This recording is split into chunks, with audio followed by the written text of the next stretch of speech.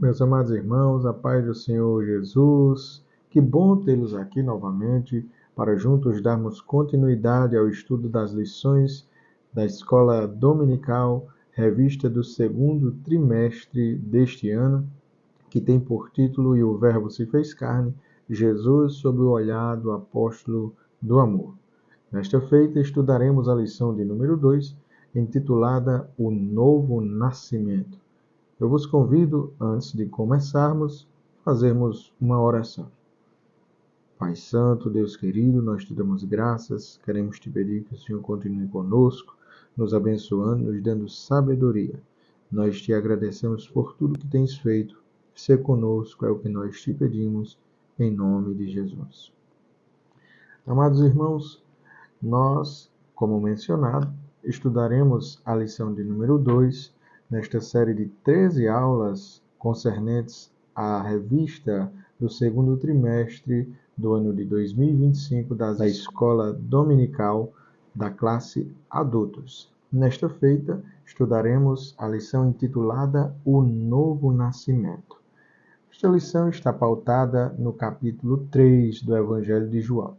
Tendo em vista a limitação da revista, o comentarista, o pastor Elianai Cabral, teve que sintetizar um compilado de 13 lições, claro, tendo em vista que João, o Evangelho de João, possui 21 capítulos, seria praticamente impossível abordar ao longo de 13 lições 21 capítulos. Por consequência disso, alguns capítulos nesta revista propriamente dita foram suplantados. Porém, o cerne dos capítulos que não foram mencionados fazem total diferença na hora de nós compreendermos as lições que abordam os capítulos em questão.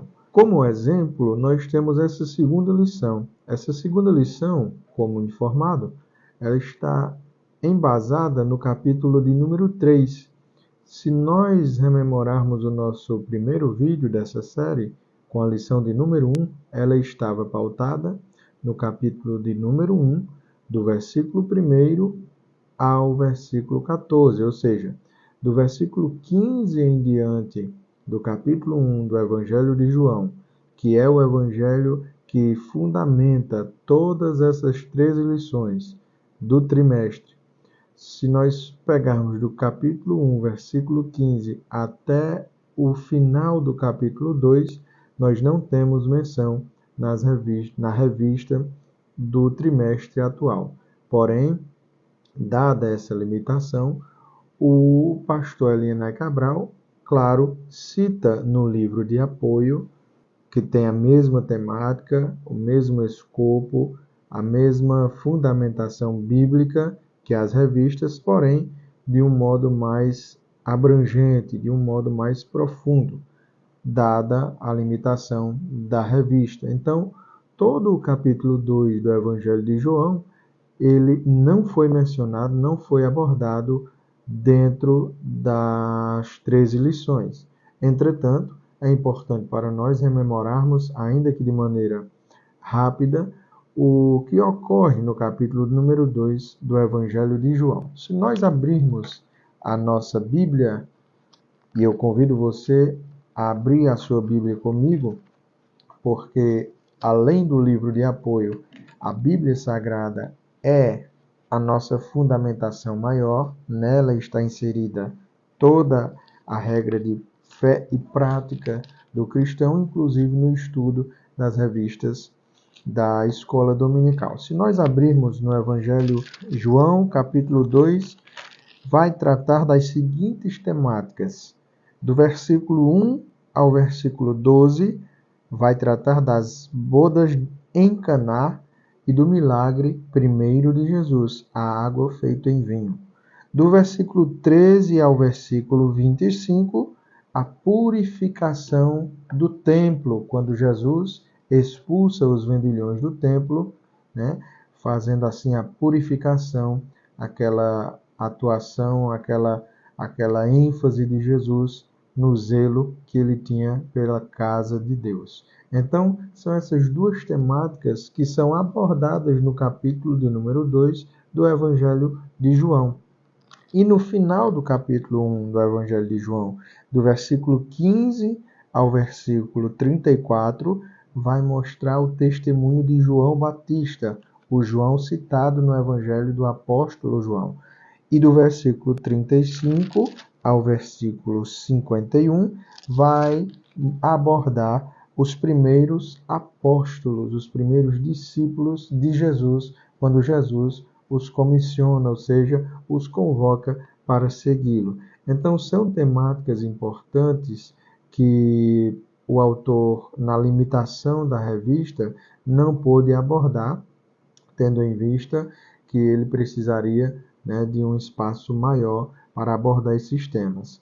Porém, é importante nós salientarmos que o finalzinho do capítulo 2, mais precisamente, quando Jesus faz purificação, por assim dizer, do templo, foi um ato notório da ação de Jesus como alguém que estava sendo levantado, de fato, por Deus na sociedade de Israel naquela época, em Jerusalém. E por isso chamou a atenção não apenas dos homens comuns, ali, dos transeuntes, mas também das autoridades de Israel.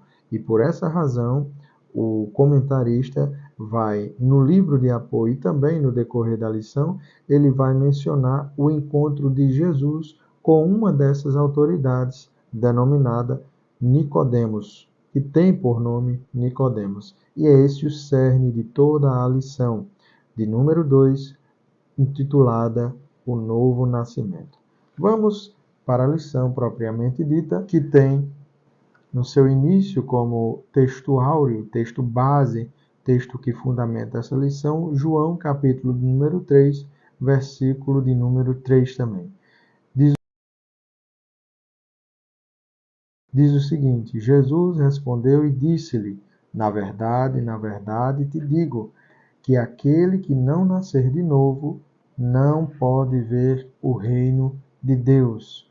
Esta verdade Jesus direciona a Nicodemos. A verdade prática para a nossa aplicação diária, para o reforço da nossa fé, nos diz o seguinte: o novo nascimento é um modo bíblico de transformação radical da natureza do pecador. Vejamos, aqui o autor, o pastor Elienay Cabral, vai nos dizer o seguinte na verdade prática: o novo nascimento é o modo bíblico de transformação radical. Não é uma transformação inicial, mediana, não é uma transformação fajuta, mas uma transformação radical. De quê? Da natureza do pecador, onde ele passa da morte para a vida, onde ele passa das trevas para a luz, uma transformação radical, que tem como agente o Espírito Santo de Deus e a palavra do nosso Deus, as Santas Escrituras, que nós veremos no decorrer da lição.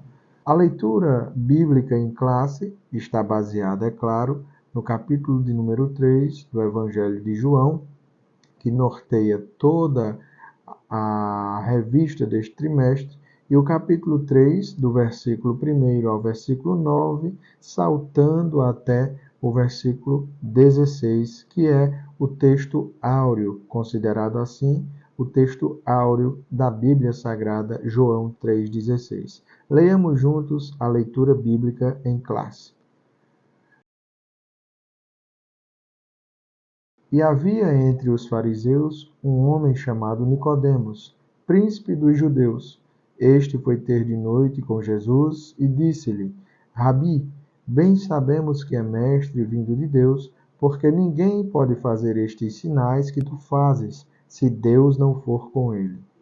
Jesus respondeu e disse-lhe: na verdade te digo, que aquele que não nascer de novo não pode ver o reino de Deus. Disse-lhe Nicodemos: como pode um homem nascer sendo velho? Porventura, pode tornar a entrar no ventre de sua mãe e nascer? Jesus respondeu: na verdade te digo, que aquele que não nascer da água e do Espírito não pode entrar no reino de Deus. O que é nascido da carne é carne, e o que é nascido do Espírito é Espírito. Não te maravilhes de ter dito, necessário vos é nascer de novo. O vento assopra onde quer, e ouves a sua voz, mas não sabes de onde vem, nem para onde vai. Assim é todo aquele que é nascido do Espírito. Nicodemos respondeu e disse-lhe: Como pode ser isso? Versículo de número 16. Porque Deus amou o mundo de tal maneira que deu o seu Filho unigênito, para que todo aquele que nele crê não pereça, mas tenha a vida eterna. Esta é a leitura bíblica em classe, norteando tudo aquilo que será abordado na lição de número 2, intitulada O Novo Nascimento. E aí, para os professores e também para aqueles alunos que gostam de se aprofundar no estudo das lições, nós temos como objetivo para a nossa lição abordar as seguintes propostas da lição: relatar a conversa entre Jesus e Nicodemos, examinar a doutrina da regeneração e elencar os meios da obra regeneradora. E ainda, para nos dar mais fundamentação e para aumentar o nosso conhecimento acerca da lição, nós temos algumas perguntas que norteiam, ou que devem nortear, melhor dizendo, o nosso estudo desta segunda lição. Nós temos como primeira indagação o seguinte: quem era Nicodemos? A lição nos dirá, no decorrer dessa aula, nós aprenderemos ou relembraremos quem é Nicodemos. Que afirmação Jesus deixou Nicodemos perplexo? Que afirmação de Jesus deixou Nicodemos perplexo? Nós veremos que Jesus, ao se posicionar ou ao dar uma resposta a Nicodemos acerca de algo que ele não conhecia, deixou perplexo, deixou com indagações dentro de si e, claro, de modo que ele externou fazendo algumas perguntas a Jesus, não entendendo aquilo que Jesus o havia dito. O que se entende por regeneração? Essa lição de número 2, intitulada O Novo Nascimento, também é uma lição concernente à regeneração, porque novo nascimento e regeneração conversam sobre a mesma temática, são sinônimos, novo nascimento e regeneração. Por qual razão todos os seres humanos necessitam de regeneração? Será que à luz da Bíblia Sagrada, será que à luz das Santas Escrituras, nós sabemos ou nós conseguimos saber se todos realmente precisam de regeneração? Nós veremos isso também. Qual é o significado da expressão fala isso a Nicodemos, que água é necessário nascer da água? E Nicodemos fica sem compreender essa afirmação de Jesus. Mas ao longo da lição nós aprenderemos o que significa nascer da água. Vamos para a introdução da lição, que nos diz o seguinte: nesta lição estudaremos uma das mais significativas obras do Espírito Santo, a regeneração. Com base no diálogo entre Jesus e Nicodemos, analisaremos a realidade do novo nascimento, percebendo a regeneração como uma ação única de Deus por meio do Espírito. Adicionalmente, destacaremos a importância dessa extraordinária obra na vida do pecador e os meios que Deus disponibiliza para que possamos vivenciar a experiência da regeneração. Então, à luz da conversa de Nicodemos com Jesus, no encontro noturno que ambos têm, nós veremos que a regeneração é o assunto-chave, a palavra-chave que Jesus aborda ao responder Nicodemos. E, biblicamente, nós veremos os meios que Deus usa ou disponibiliza para que o homem, o pecador, seja regenerado. Vejamos o tópico primeiro, Jesus e Nicodemos. O ponto 1 vai nos dizer o seguinte: Quem era Nicodemos? Nicodemos foi um mestre judeu, membro do Sinédrio e uma figura destacada no Evangelho de João, aparecendo em 3 momentos importantes. Em João capítulo 3, do versículo 1 ao 21, que é a temática da lição em específico, o encontro noturno de Nicodemos com Jesus. Porém, Nicodemos também é mencionado em outras 2 passagens do Evangelho de João, tendo em vista que o Evangelho de João, curiosamente, é o único evangelho que retrata o diálogo de Jesus com Nicodemos. Nós não encontramos esse diálogo nem em Mateus, nem em Marcos e nem em Lucas. Somente João faz ou fez questão de mencionar esse diálogo. E aí, no capítulo de número 3, João mostra introdutoriamente, nos seus escritos, quem era Nicodemos, o aparecimento de Nicodemos na história do Evangelho de Jesus. Porém, no capítulo de número 7, versículo de números 50 aos 52, melhor dizendo, Nicodemos reaparece quando há ali um debate entre membros do Sinédrio, local este que Nicodemos fazia parte. Nicodemos sai em defesa de Jesus, de modo que alguns dos seus parceiros, alguns dos seus companheiros do Sinédrio fazem ali, de certo modo, um desdém a Nicodemos, dizendo para ele examinar as Escrituras, porque da Galileia não podia sair profeta nenhum. Mas Nicodemos ganha um destaque no capítulo 7 de João, por sair em defesa de Jesus. E no capítulo 19 de João, ainda, no versículo 39 ao 42, já aborda o sepultamento de Jesus, nós vamos ver ao lado de José de Arimateia, outro grande homem da época de Israel, de Jerusalém, que também era discípulo de Jesus. Nós veremos no capítulo 19, do versículo 39 ao 42, ao lado de José de Arimateia, o próprio Nicodemos, fazendo ali as honrarias para o sepultamento de Jesus, quando ele leva cerca de 100 libras de um composto de aromáticos para o sepultamento de Jesus, tendo em vista que era um comportamento comum no ato de sepultar pessoas na cultura judaica. Então, são 3 capítulos que nos mostram 3 aparições do Nicodemos. O capítulo número 3, introdutoriamente, apresentando-nos a pessoa de Nicodemos. O capítulo de número 7, do versículo 50 ao 52. E o capítulo de número 19, do versículo 39 ao 42. Sucinto, e eu já mencionei no início deste vídeo, que o capítulo 2 encerra com a purificação do templo, realizado por Jesus, quando ele expulsa os vendilhões do templo e insta que eles não façam da casa de Deus casa de ladrões, covil de ladrões, ou casa de vendas.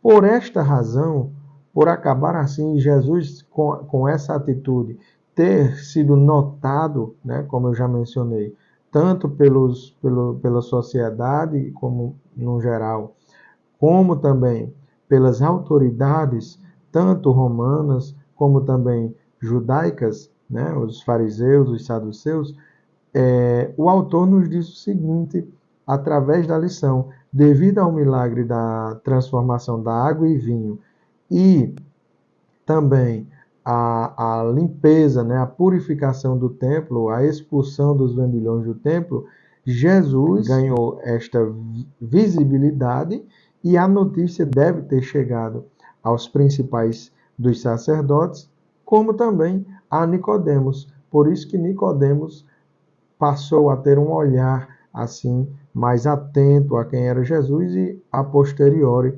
passou a ser um seguidor, um discípulo de Jesus também, como vai nos mostrar o restante do Evangelho de João e como a tradição cristã também nos fala que ele continuou nessa caminhada, sendo fiel, sendo um discípulo de Jesus e também falando que Pedro e João foram os que batizaram Nicodemos e por conta disso sofreu muitas retaliações por parte dos seus parceiros do Sinédrio.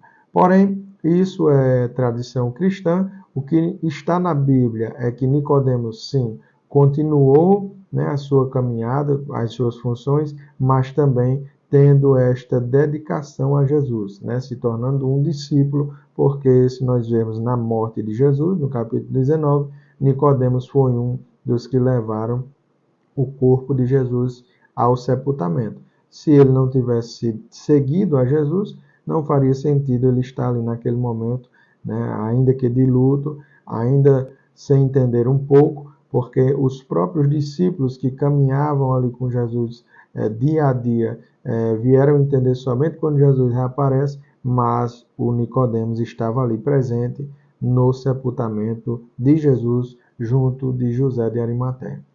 O ponto de número 2 nos diz o seguinte: o reconhecimento de Nicodemos sobre Jesus como mestre. Nicodemos passou a crer em Jesus, pois junto com José de Arimateia, ele foi preparar o corpo de Jesus para o sepultamento. Nicodemos já reconhecia Jesus como um mestre enviado de Deus.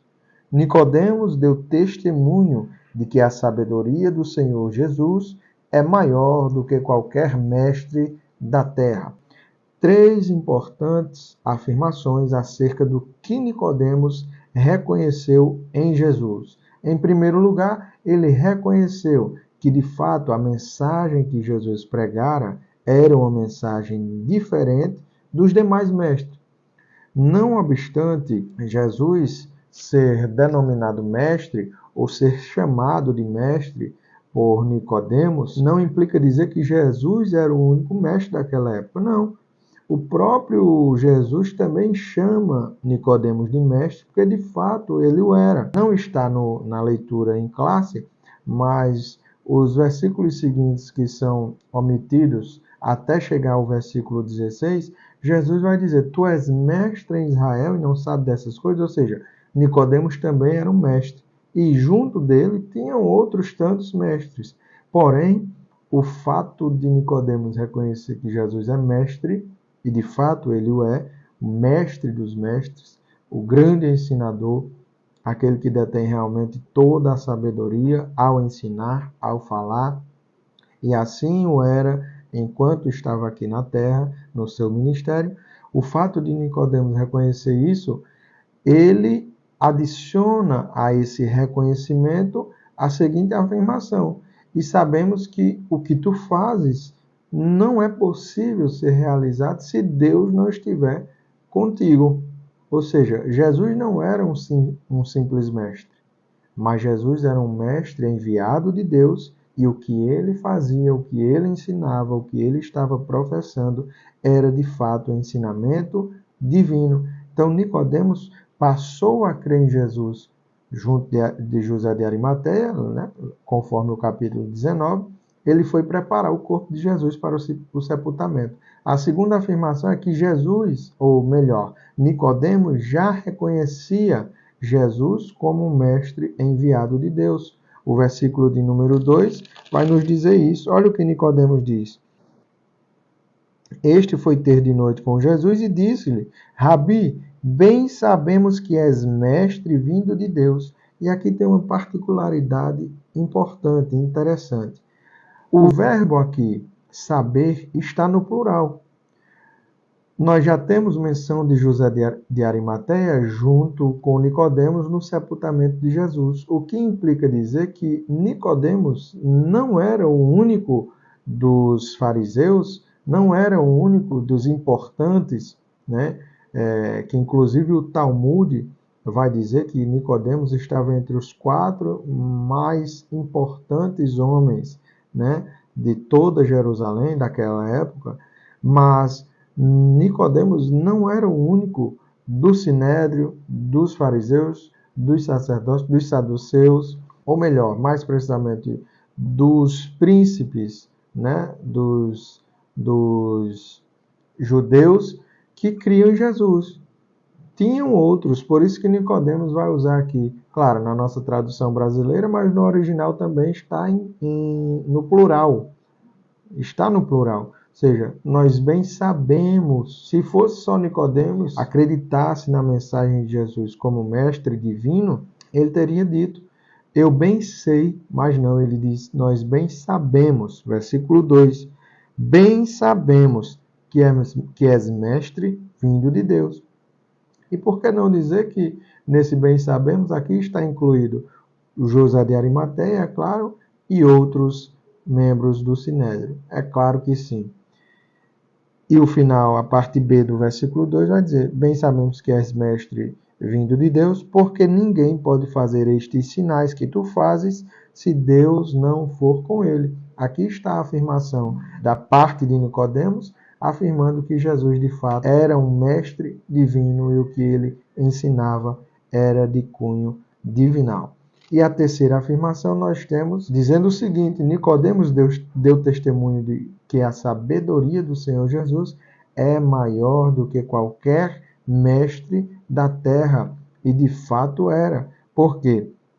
Se nós analisarmos os evangelhos acerca da pessoa de Jesus, os evangelhos de Jesus segundo Mateus, Marcos, Lucas e o próprio evangelho de Jesus segundo João, nós vamos ver que a multidão, os povos, ou o povo, melhor dizendo, se admirava com o ensino de Jesus, com a conduta de Jesus, com o falar de Jesus. Por quê? Porque era um falar imbuído de autoridade. Em alguns versículos vai mostrar que Jesus não ensinava como os escribas, não se portava como aqueles hipócritas que ensinavam, mas não faziam. Não, Jesus se comportava como um autêntico mestre, como um autêntico ensinador, porque de fato ele é o grande mestre. Ele ensinava com autoridade. E autoridade nesse sentido não é autoritarismo, mas sim pregando aquilo que ele vivia. O grande mestre Jesus tinha autoridade no falar. E assim nós precisamos ser também, ter autoridade, pregando o que vivemos e vivendo o que pregamos. E Nicodemos reconheceu isso em Jesus.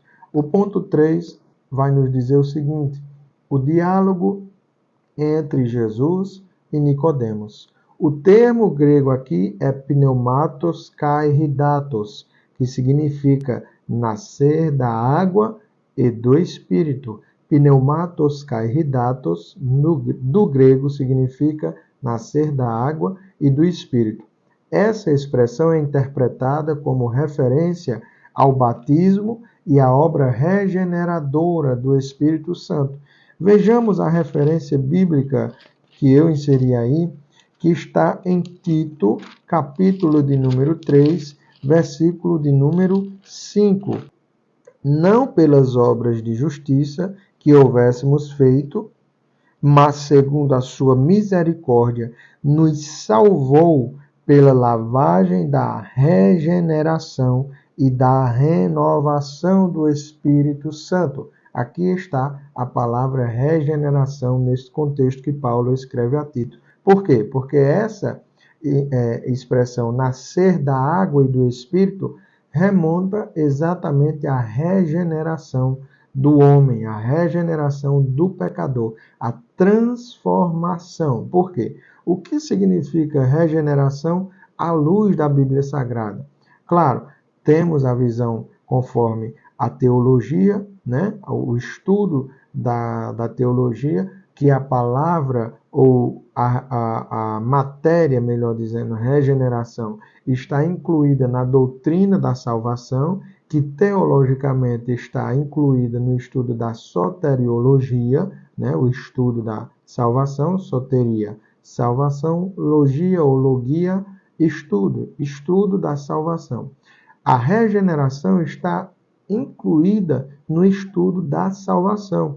Se nós rememorarmos as lições do trimestre passado, em defesa da fé cristã, e também algumas outras anteriores do ano de 2024, nós vamos ver que foram abordadas algumas lições concernentes à doutrina da salvação, que lá estava inserido a regeneração, ou seja, o estudo do novo nascimento, a transformação que acontece na vida do homem. E junto da regeneração nós temos a justificação e a santificação. Essas três características, essas três nuances do estudo da vida do homem estão incluídas na doutrina da salvação, no estudo da soteriologia, regeneração, justificação e santificação.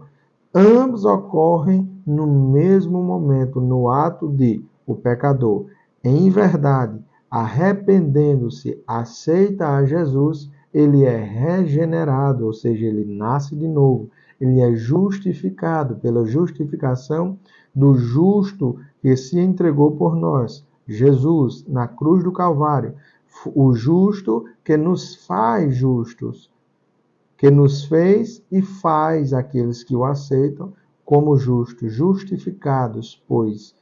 E a santificação ali posicional, quando eu aceito a Jesus, reconhecendo os meus erros, as minhas falhas, os meus pecados, eu sou santificado.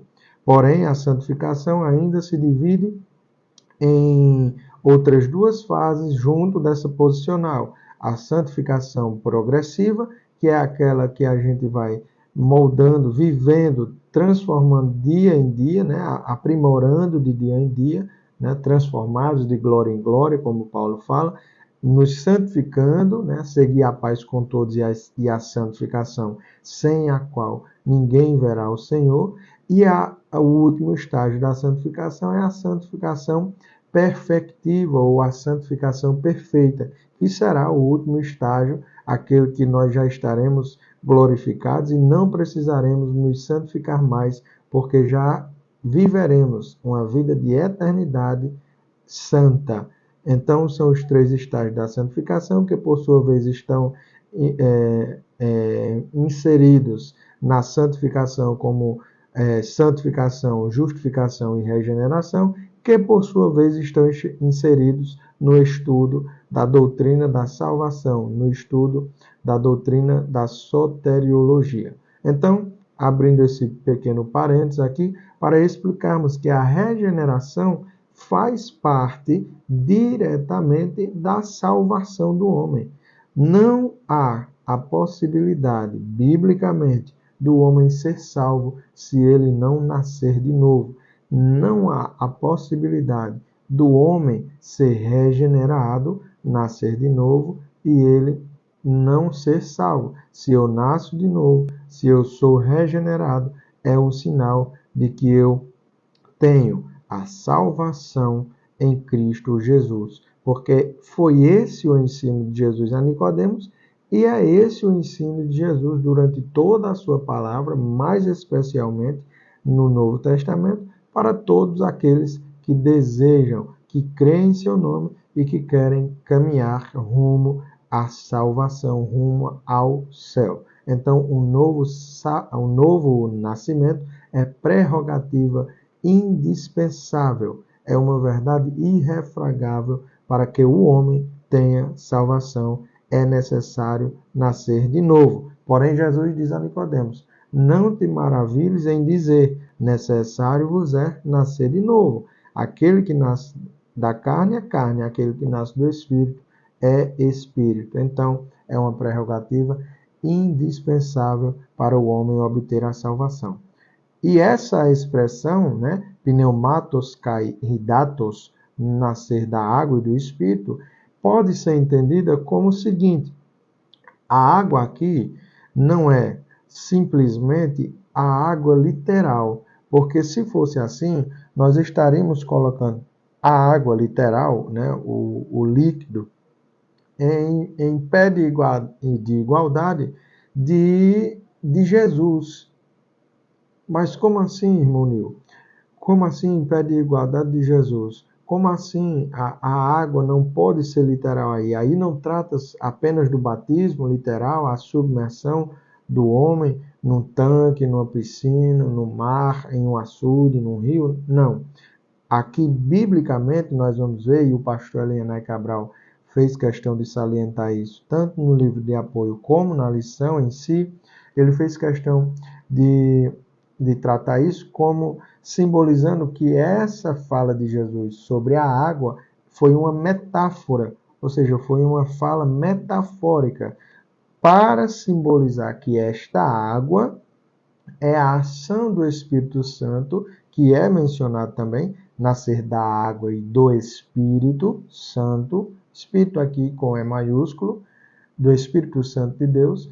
Esta ação do Espírito, que é o agente regenerador na vida do pecador, é realizada também através da palavra de Deus, que em algumas colocações, em alguns versículos bíblicos, também é considerado como água. Vejamos João, capítulo de número 15. Olha o que Jesus diz em João 15 aos discípulos: vós já estáis limpos pela palavra que vos tenho falado. Ora, como seria possível essa limpeza? Nós sabemos que a limpeza, inclusive até fisiológica, é realizada pela água. Ninguém se limpa com areia, ninguém se limpa com nenhum sólido ou com nenhum outro tipo de líquido, se não for com a água, pela água, né? A água nos limpa, a água nos banha, a água nos purifica. E, de fato, a água literal tem essa função. Porém, quando Jesus fala dessa limpeza aqui em João 15, versículo 3, ele está falando que a palavra limpou os discípulos. Vós já estáis limpos pela palavra que vos tenho falado. Então, essa palavra é também o meio que o pecador é limpo, que o pecador é regenerado. O Espírito, que é o agente, e a palavra, que também é utilizada para regenerar o homem. Então, a expressão pneumatos kai hidatos, nascer da água e do Espírito, remonta a isso, que é preciso ser limpo, purificado, que é preciso nascer de novo da palavra ou pela palavra e pelo Espírito. Então, como Paulo ensina a Tito no capítulo 3, versículo 5, conforme já lemos. É importante ressaltar que o batismo em águas não regenera o ser humano, mas expressa o testemunho público de alguém que foi regenerado pelo Espírito, ou seja, a purificação vem pela palavra e pelo Espírito Santo de Deus. Porém, o ato batismal, o descer às águas, o ser submergido, não aspergido, mas submergido nas águas batismais, seja num tanque, seja numa piscina, seja num rio, seja no mar, seja no açude, enfim, ser submergido é um ato aqui que expressa o testemunho público, de fato, mas a água em si não regenera o ser humano, essa água literal, mas a água que figurativamente, né, metaforicamente, aqui simboliza a palavra. Então, nascer da água e do Espírito é simbolizado, ou está simbolizando aqui, a palavra de Deus, que é quem limpa o homem, que é quem purifica o homem, e Jesus citou isso em João 15, 3, dizendo que os discípulos já estavam limpos pela palavra que ele já tinha falado. E aí, nós finalizamos esse tópico primeiro, exatamente tendo esta visão geral. A conversa entre Jesus e Nicodemos demonstra a procura genuína pela verdade de um líder judaico. De fato, Nicodemos se achega a Jesus não com arrogância, não com soberba, não com altivez, mas mesmo tendo a patente, né, por assim dizer, que ele tinha, ele chega a Jesus, ele vai até Jesus, nesse encontro noturno, né, com humildade, ele chega a Jesus, reconhecendo que Jesus era mestre, ele chega a Jesus realmente querendo saber, entender mais aquilo que Jesus estava ensinando. Ele chega a Jesus querendo saber os porquês. E Jesus, claro, não obstante, ensina a ele, né, um novo ensinamento que o deixa perplexo de fato, mas que Jesus vai explicando a Nicodemos de modo que esta explicação, de modo que esse ensinamento futuramente teve eficácia na vida de Nicodemos, porque nós vemos, né, ao longo do Evangelho de João que Nicodemos permaneceu na fé a ponto de estar, como já mencionamos, no sepultamento de Jesus. Então é esse o tópico 1. Vamos juntos para o tópico 2, entender mais um pouco desta obra regeneradora de Deus na vida do homem. O tópico 2 nos diz o seguinte: o novo nascimento, a obra de regeneração. Genethenai anoten, em grego, significa nascer de novo ou nascer do alto, indicando um nascimento espiritual operado por Deus. Então, o termo genethenai anoten ou genethenai anothen, tendo em vista o som desse TH, em grego significa exatamente isso, nascer de novo ou nascer do alto. Olha que inferência faz o termo grego para o agente que faz o homem nascer de novo. O termo nascer do alto já nos dá o exemplo ou já nos aponta para quem faz o homem nascer de novo. Por isso que eu coloquei indicando o nascimento espiritual operado por Deus. Coloquei aí essa explicação do uso do genetenai anoten em grego. Quando usado essa frase, essa colocação, significa exatamente um nascimento que vem do alto. Por quê? Porque o agente, o Espírito Santo de Deus, que vem do alto, é o único que opera a regeneração na vida do homem. É o único que produz o novo nascimento na vida do homem. É o único meio possível do homem, do ser humano, do pecador ser regenerado. É através de Deus, através do Espírito Santo de Deus. Por isso que o termo nascer de novo, nascer do alto, genetenai anoten, do grego, indica um nascimento espiritual, não um nascimento biológico, né? Do ventre da mãe que carrega a criança, né? O que começa com o feto, fecundação, o feto, vem a gestação e ali a criança nasce fisicamente, biologicamente. Não trata desse tipo de nascimento. Trata-se de um nascimento espiritual. Nascimento este operado pelo Espírito Santo de Deus, pelo próprio Deus, tendo em vista a Trindade. Mas o Espírito Santo de Deus é quem opera este novo nascimento, esse nascimento do alto na vida do homem. A doutrina bíblica afirma que todos nascem em pecado, conforme Romanos 3:23. Todos nascem em pecado, todos estão ou nasceram, todos pecaram e destituídos, afastados, distanciados estão da glória de Deus. É isso que Paulo afirma em Romanos 3:23. E o Salmo 51, o salmista Davi vai dizer: em pecado fui gerado, em pecado fui formado, em pecado me concebeu a minha mãe. Não no sentido de que a mãe dele era pecadora, propriamente por dizer, mas de fato o era, porque todos pecaram. Paulo faz essa afirmação em Romanos 3:23, que todos os homens, desde Adão até o fim dos tempos, todos os homens que nascerem, né, biologicamente, fisicamente, né, humanamente falando, estarão sob o jugo do pecado. Por esta razão, há necessidade de ser regenerado, há necessidade de nascer novamente, nascer de novo e nascer do alto. Então, somente através do novo nascimento o homem pode ser reconciliado por Deus. Não há outro meio, não há outro caminho senão o da regeneração, senão o do novo nascimento. Para chegar-se a Deus, só há um caminho, Jesus Cristo. Ora, não obstante ele tenha afirmado que ninguém vai ao Pai senão por ele mesmo ensinou que o caminho a ser seguido deve ser o caminho do novo nascimento, da regeneração.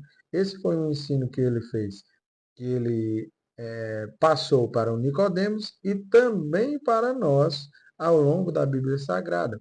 Não foi uma ordenança, um ensino, um ensinamento somente para Nicodemos, não. Mas Nicodemos recebeu esse ensino e todos os crentes que vieram depois de Nicodemos, obviamente, recebem este ensino. E nós que ensinamos a palavra de Deus devemos manter esta doutrina de Jesus, essa doutrina bíblica, essa doutrina, por que não dizer apostólica, porque os apóstolos perpassaram também após Jesus, essa doutrina das Santas Escrituras, que para o homem ser reconciliado com Deus, para o homem receber o novo nascimento, ter o direito de filiação divina a todos quantos creem no nome, João 1,12, recebe a Cristo, aceita a Cristo, é necessário o novo nascimento, ou seja, a transformação genuína, que vem do alto através do Espírito Santo de Deus. A palavra regeneração tem origem no termo grego palingenesia ou palingenesia, né, que significa literalmente voltar a ser gerado. Então, o termo palingenesia ou palingenesia significa exatamente voltar a ser gerado de novo, ou como nós chamamos, regenerado, ser regenerado, ter um novo nascimento, nascer de novo. O homem que foi regenerado, ele voltou a ser gerado novamente. Não como Nicodemos tinha dúvida, né? Voltar ao ventre da mãe, como pode ser isso? De fato, é algo impossível.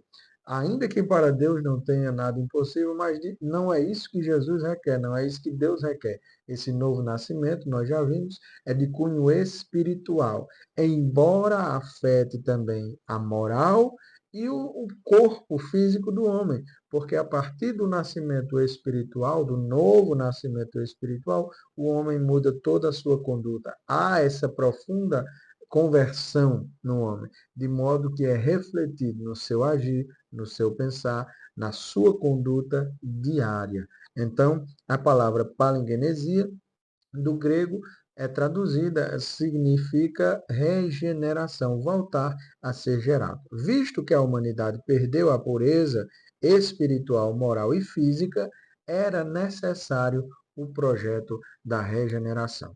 Com a queda, essa queda com Q maiúsculo, né? A queda de Satanás, posteriormente à queda de Adão, esta afetando toda a humanidade também, né? Claro que há uma sequência dessas quedas, né? Satanás cai, é destituído, é retirado, é lançado fora do seu lugar e, consequentemente, no Éden, vem afrontar a Deus, tentando a Eva, e com a queda de Eva e de Adão, o homem passou a ser um ser mortal, passou a ser um ser pecador, passou a ter essa quebra, essa deturpação da imagem de Deus. Ele não perde totalmente, como nós vimos nas lições do trimestre passado, não perde totalmente a essência, a imagem de Deus, mas essa imagem é manchada exatamente por conta do pecado.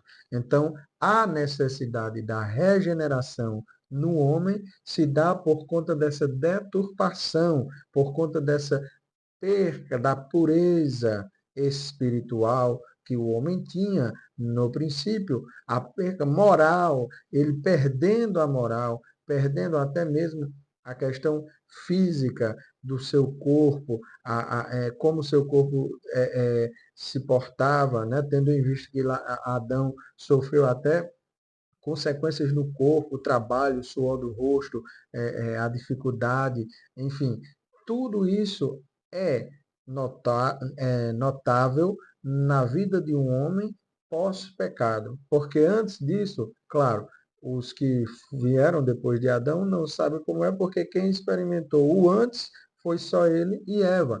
Mas depois da queda de Adão, depois da entrada do pecado no mundo, todo e qualquer homem precisa ser regenerado, precisa nascer de novo. Para quê? Para resgatar essa pureza moral, espiritual, principalmente, e física também. E esta regeneração só foi possível com a morte de Cristo na cruz do Calvário, que nos dá o acesso, o direito de termos essa regeneração disponível para gozarmos dela e termos restituído em nós a pureza física, moral e espiritual, principalmente. O ponto de número 2 nos diz o seguinte: a regeneração como obra exclusiva de Deus. Obra exclusiva de Deus. Somente Deus tem o poder de mudar o interior do ser humano e a Bíblia dá testemunho dessa transformação. A criatura é renovada. 2 Coríntios, capítulo 5, versículo 17, já foi mencionado, nos diz que se alguém está em Cristo, nova criatura é. As coisas velhas já passaram e eis que tudo se fez novo. Ora, se alguém está em Cristo, a Bíblia afirma, mais precisamente o apóstolo Paulo, nova criatura é. As coisas velhas, a vida velha, a conduta velha, toda bagagem velha se passou.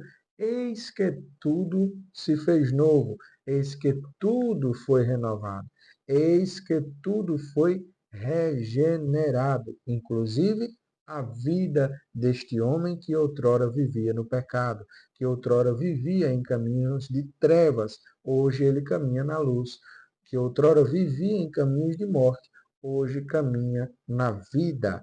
Vida essa ofertada por Cristo. Regeneração essa trabalhada e operada por Deus através do Espírito Santo. Então, a Bíblia dá testemunho desta transformação ocorrente na vida do pecador. O pecador transformado era uma criatura velha, agora é uma nova criatura, renovada em Cristo Jesus. O fruto do Espírito é evidenciado. É bem verdade que se há mudança na conduta do homem, este homem vai passar a ter frutos, ou melhor, a dar frutos, tendo em vista que a Bíblia costuma comparar em várias passagens o homem como árvore, seja ímpio, seja o crente, seja o justo ou o injusto, é comparado com árvore. E em Lucas nós vamos ver, no capítulo número 6, que o homem não é possível uma árvore ou o homem mal dar frutos bons, e nem o homem bom dar frutos maus. Ou seja, não é possível um homem regenerado, um homem transformado, dar frutos maus. Se este homem de fato, verdadeiramente foi regenerado, se ele nasceu de novo, obviamente os frutos dele serão bons. E que frutos são esses? Os frutos que estão inseridos, ou descritos, melhor dizendo, em Gálatas, capítulo 5, versículo de número 22. Vejamos o que diz a palavra de Deus em Gálatas 5, 22. Mas o fruto do Espírito é amor, gozo, paz, longanimidade, benignidade, bondade, fé, mansidão, temperança. Contra essas coisas não há lei. Ou seja, tais são os frutos do homem que nasceu de novo, do homem regenerado, do pecador que teve o novo nascimento. Do mesmo modo, os frutos mencionados aqui da carne, né, nos versículos anteriores, no versículo 19 e versículo 20 do mesmo capítulo 5 de Gálatas, são os frutos do homem que ainda não nasceu de novo, ou seja, os frutos da carne. Há essa comparação, fruto do Espírito, fruto da carne, para equivaler a quem nasceu de novo e a quem não nasceu de novo.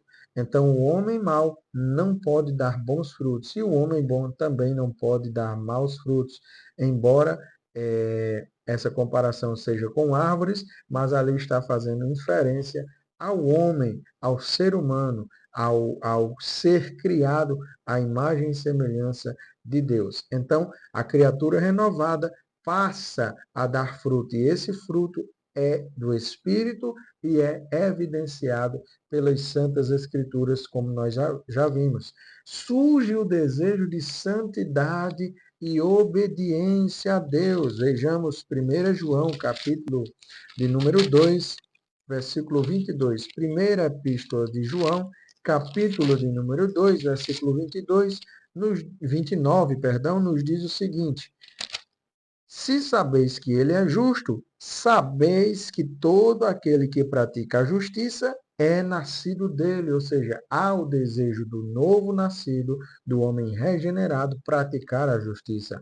Há o desejo do novo nascido, do homem regenerado, andar em retidão, parecendo, imitando, sendo semelhante a Cristo. Não obstante, em Antioquia, capítulo 11, versículo 26 de Atos dos Apóstolos, quando os discípulos são pela primeira vez chamados, considerados, denominados, de cristãos, isso ocorre porque eles estavam fazendo exatamente, tendo a mesma conduta que Cristo tinha. Saíam pregando o evangelho, saíam pregando as boas novas, e isso era notório ao povo, aos que os assistiam. Então, quando eles são chamados de cristãos é porque há essa similaridade na conduta de Cristo com a conduta deles.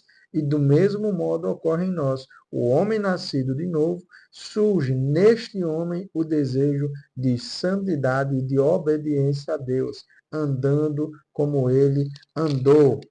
Não obstante, o apóstolo João vai dizer o seguinte, no capítulo 2, versículo 5 da primeira epístola de João: mas qualquer que guarda a sua palavra, o amor de Deus está nele verdadeiramente aperfeiçoado.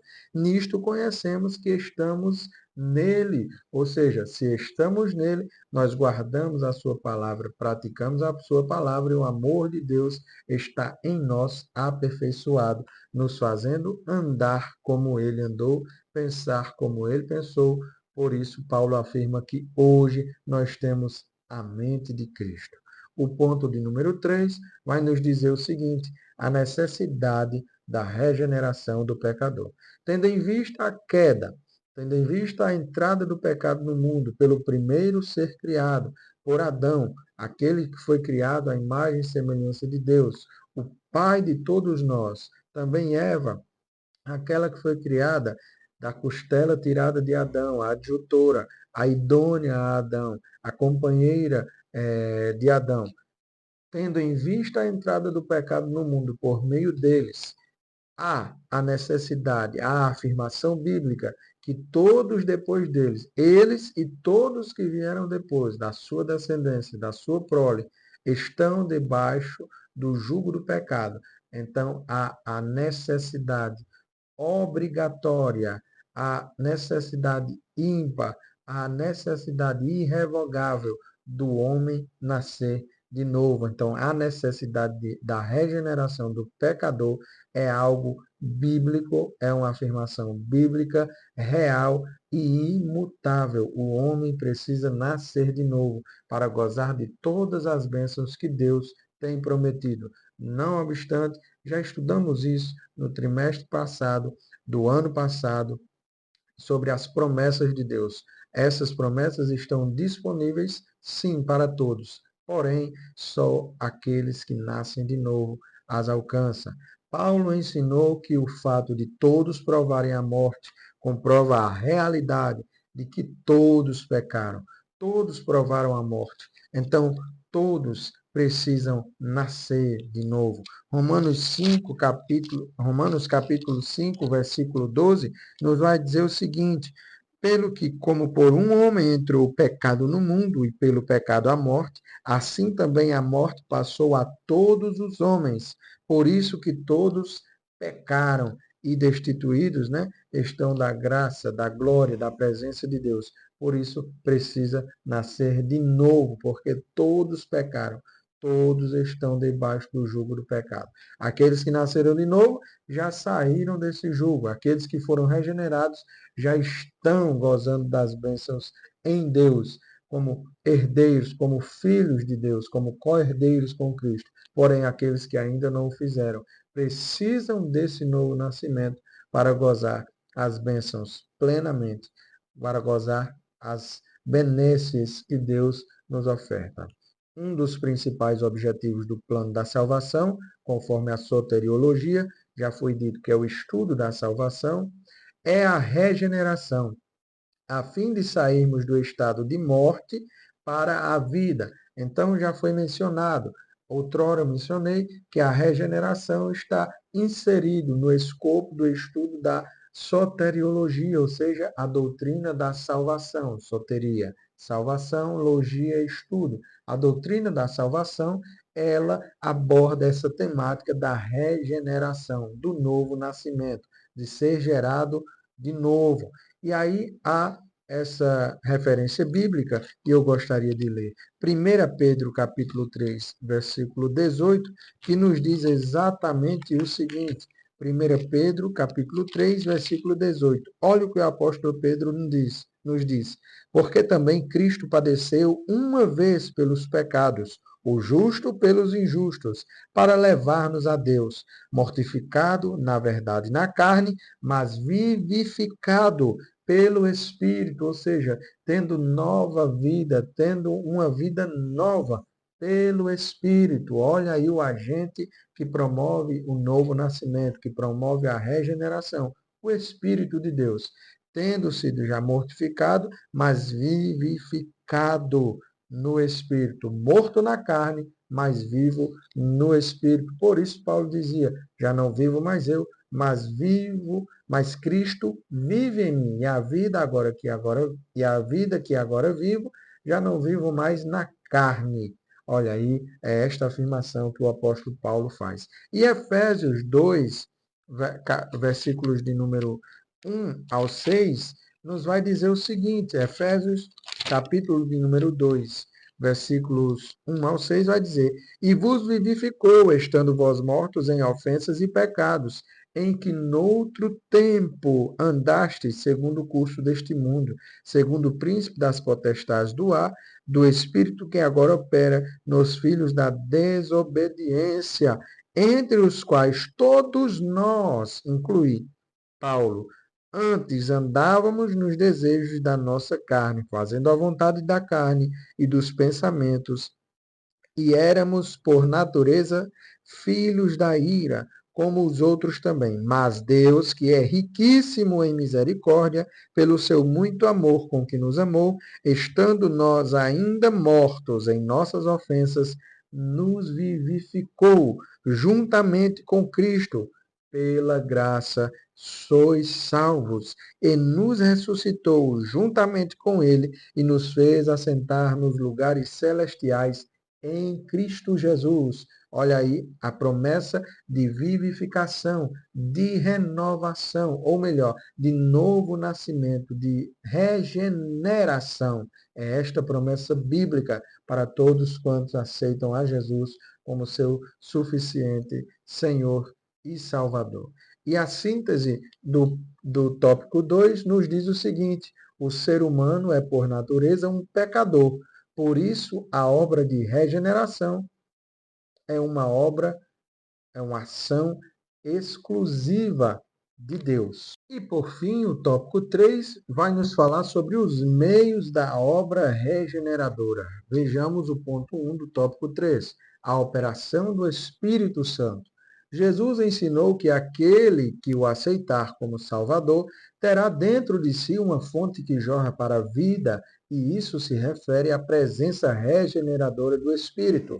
Quando Jesus, dialogando com aquela mulher samaritana, diz que se ela soubesse quem estava pedindo água a ela, ela que impediria e tomaria e não teria mais sede. Por quê? porque a fonte que há em nós, a fonte que há no novo nascido, a fonte que há no regenerado, é uma fonte que jorra para a vida, fonte essa que não se esgota. Então, Jesus afirma que ao aceitá-lo, a pessoa que o aceita tem dentro dela, tem dentro de si, uma fonte que jorra para a vida. É o Espírito Santo quem convence o ser humano do pecado, da justiça e do juízo, e deseja habitar em todos que amam a palavra de Cristo. De fato, seria impossível o homem realizar a regeneração nele mesmo. Por quê? Tendo em vista que a Bíblia nos afirma em João, no próprio Evangelho de João, Jesus falando do Espírito Santo, que o Espírito é quem convence o homem da justiça, do pecado e do juízo. O homem por si só não tem poder, não tem cacife algum de se regenerar, de nascer de novo, ele por ele mesmo, por assim dizer. É inconcebível essa ideia, tendo em vista que o único que convence o homem da justiça, do pecado e do juízo é o Espírito Santo de Deus. Vejamos o que a palavra de Deus nos diz em João, capítulo de número 16, diz o seguinte, 16, versículo 8: E quando ele vier, convencerá o mundo do pecado e da justiça e do juízo. Do pecado, porque não crê em mim. Da justiça, porque vou para meu Pai e não me vereis mais. E do juízo, porque já o príncipe deste mundo está julgado. Então, essa obra é realizada única e exclusivamente pelo Espírito Santo de Deus, o que convence o homem da justiça, do pecado e do juízo, e ainda mais, deseja habitar em todos que amam a palavra de Cristo. 1 de Paulo aos Coríntios, capítulo número 6, versículo de número 19, o apóstolo Paulo vai dizer o seguinte: ou não sabeis que o nosso corpo é o templo do Espírito Santo, que habita em vós, proveniente de Deus, e que não sois de vós mesmos. Ou seja, o homem que nasce de novo, ele, ao receber essa regeneração, o desejo do Espírito Santo é fazer morada nele. Este homem recebe o Espírito Santo no seu corpo, no seu coração, tem como característica própria do Espírito Santo ser o templo e morada dele, ou seja, o novo nascido, o regenerado, passa a ser, além de receber as bênçãos, passa a ser templo e morada do Espírito Santo de Deus. É isto que o apóstolo Paulo afirma peremptoriamente aos Coríntios. É isto que ele afirma aos Coríntios de modo assertivo, de modo verdadeiro, porque de fato nós somos templo e morada do Espírito Santo de Deus. Ponto 2 nos diz o seguinte: a palavra de Deus. Paulo ensinou que a palavra é a espada do Espírito, e somente o Espírito pode fazer com que essa espada penetre entre a divisão da alma e do Espírito, juntas e medulas. Olha aí que coisa maravilhosa! E esta palavra promova a obra da regeneração. Paulo afirma isso aos Coríntios, ou melhor, aos Efésios, no capítulo número 6, versículo de número 17. Vejamos o que o autor diz aqui na lição, mais precisamente abordando este segundo tópico. A palavra de Deus tem poder regenerador na vida do pecador, conforme podemos ler na epístola do apóstolo Pedro, sendo de novo gerados, não de semente corruptível, mas da incorruptível, pela palavra de Deus, viva e que permanece para sempre, conforme Pedro, 1 Pedro, capítulo 1, versículo 23. Semelhantemente, em Tiago, lemos que pela sua vontade Deus nos gerou pela palavra da verdade, conforme Tiago, capítulo 1, versículo 18. Portanto, o Novo Testamento apresenta com clareza o caráter regenerador da palavra de Deus. Por isso ela é tão poderosa, viva e eficaz, pois alcança o lugar mais profundo do pecador, que mensagem humana alguma tem poder de alcançar. Ela é a semente de que o Espírito Santo se serve para gerar uma nova criatura. Olha aí, mais uma alusão à planta, mais uma alusão à botânica. A palavra de Deus é o que nos lava, a palavra de Deus é o que nos santifica, a palavra de Deus é a verdade e a palavra de Deus, por meio da palavra de Deus, o Espírito Santo nos regenera. Por isso ela é tida como uma semente. Essa semente plantada em nós, ela floresce para a vida. Que maravilha! Jesus foi claro quando disse: vós já estáis limpos pela palavra que vos tenho falado. Mais uma vez, a demonstração do poder de limpeza, de regeneração, de novo nascimento que a palavra produz no homem. Ponto 3, último ponto do tópico 3, último ponto desta lição. A vontade soberana de Deus. A salvação não é mérito dos homens e vem exclusivamente da graça de Deus. Pela graça sois salvos. Não vem de vós, não vem de obras para que ninguém se glorie, mas é dom de Deus. É obra exclusivamente divina. Deus, em sua soberania, não anulou o livre-arbítrio do ser humano e convida todos a aceitarem a salvação que há em Cristo Jesus. Porque Deus amou o mundo de tal maneira, está na lição, versículo 16 do capítulo 3 de João. Porque Deus amou o mundo de tal maneira que deu seu filho unigênito para que todo aquele que nele crê não pereça, mas tenha a vida eterna, para que todo aquele que nele crê não pereça. A vontade soberana de Deus é que todos sejam salvos, que todos os homens cheguem ao pleno conhecimento da verdade. Entretanto, diante da sua vontade soberana, mesmo sendo Deus, mesmo sendo todo-poderoso, ele nos deu o livre-arbítrio, a livre escolha para escolhermos entre o caminho da bênção e da maldição, entre a porta larga e a porta estreita, entre o caminho estreito e o caminho largo. O homem tem a opção, o homem tem, entre aspas, o poder de escolha, né? Tendo em vista, colocando em aspas a palavra poder. O homem tem o direito de escolha se aceita ou se não aceita Deus. Deus não criou robôs, Deus não criou autômatos, Deus não criou ninguém para forçadamente o amar, forçadamente o obedecer. Nós o fazemos, digo nós, que somos crentes, que já somos regenerados, que fomos ou que nascemos de novo. Nós servimos a Ele voluntariamente, por amor, e não por força nem por violência. Mas, diante da vontade soberana de Deus, o homem tem este livre-arbítrio, o livre-arbítrio do ser humano, Deus mantém intacto, ele tem poder de escolher se o aceita ou não. Entretanto, a vontade de Deus é que todos os homens sejam salvos, que todos cheguem ao pleno conhecimento da verdade e convida todos a aceitarem a salvação que há em Cristo Jesus, que é o que nos deu, ou que foi, que é e que sempre será o que nos deu o direito de sermos regenerados, novas criaturas, termos o direito de nascer de novo, graças a Cristo Jesus e a sua obra vicária na cruz do Calvário.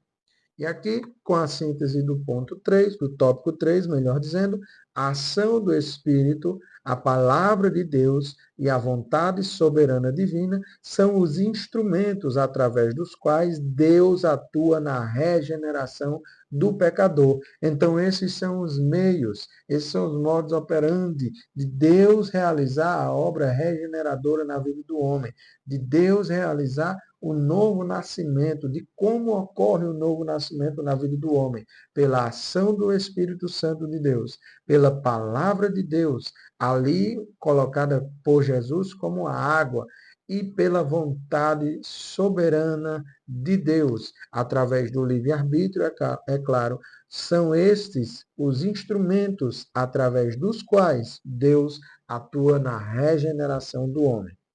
Aqui nós finalizamos com a conclusão que nos diz o seguinte: a obra de regeneração do Espírito Santo possibilita ao pecador a participação na natureza divina. Este recebe pleno acesso ao reino de Deus, bem como a sua filiação divina, aos que creem no seu nome, conforme João 1,12.